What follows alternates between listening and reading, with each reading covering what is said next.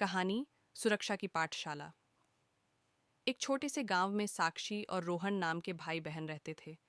साक्षी 8 साल की थी और रोहन 6 साल का। दोनों भाई बहन हमेशा खुश रहते थे, खेलते कूदते, पढ़ाई करते और अपने माता पिता के साथ समय बिताते। लेकिन उनकी माँ आशा हमेशा उन्हें सुरक्षा के महत्व के बारे में समझाती रहती थी। आशा जानती थी कि बच्चों को हर छोटी बात के बारे में बताना और सुरक्षा के उपाय सिखाना कितना ज़रूरी है। आशा हमेशा अपने बच्चों के साथ रहती और उन्हें समझाती कि सुरक्षा केवल घर में ही नहीं बल्कि बाहर भी बहुत महत्वपूर्ण है। बच्चों को यह सिखाना ज़रूरी था कि वे अजनबियों से हमेशा सावधान रहें और घर के बाहर हमेशा सतर्क रहें। एक दिन की बात है जब साक्षी और रोहन स्कूल से लौट रहे थे।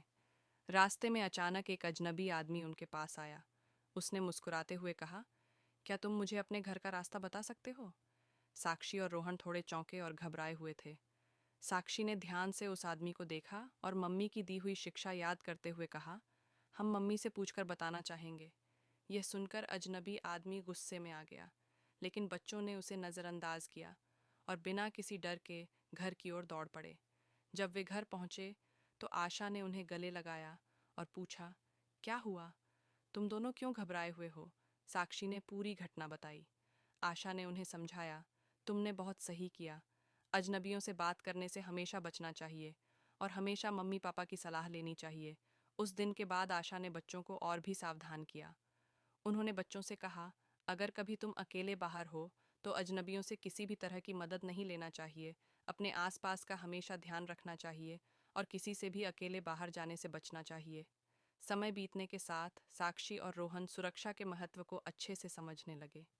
एक दिन जब आशा बाजार जा रही थी, उसने बच्चों से कहा, तुम दोनों घर में अकेले हो तो ध्यान रखना, दरवाज़ा बंद रखना और किसी से बात मत करना। साक्षी ने कहा, मम्मी, हम पूरी तरह से ध्यान रखेंगे। तभी अचानक घर का दरवाज़ा बेल बजने लगा। रोहन दौड़ते हुए दरवाजे तक पहुंचा और झांक कर देखा। दरवाजे के बाहर एक महिला खड़ी थी जिसने कहा, क्या तुम मम्मी को घर पर पा सकते हो? रोहन को थोड़ी घबराहट हुई, लेकिन उसने मम्मी की दी हुई शिक्षा को ध्यान में रखते हुए सोचा कि यह वही सलाह है जो उसे दी गई थी।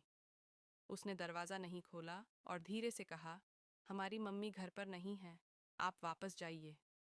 महिला थोड़ी देर खड़ी रही, फिर गुस्से में वहां से चली गई। जब आशा वापस आई तो उसने देखा कि बच्चे सुरक्षित हैं। उसने पूछा, क्या हुआ? साक्षी ने सारी घटना बताई और आशा ने उन्हें शाबाशी दी। आशा जानती थी कि बच्चों ने उसकी शिक्षा को पूरी तरह से अपनाया था। समय के साथ साक्षी और रोहन बड़े होते गए। वे हमेशा अपनी माँ की बातों को याद रखते थे कि सबसे पहले अपनी सुरक्षा को प्राथमिकता देनी चाहिए। उन्होंने अपनी मम्मी की बातें अपने दोस्तों को भी बताईं। साक्षी ने कहा, हमेशा अजनबियों से बात करने से बचो और मम्मी पापा की सलाह लो। उसके दोस्त भी ध्यान से उसकी बातों को सुनते और समझते थे।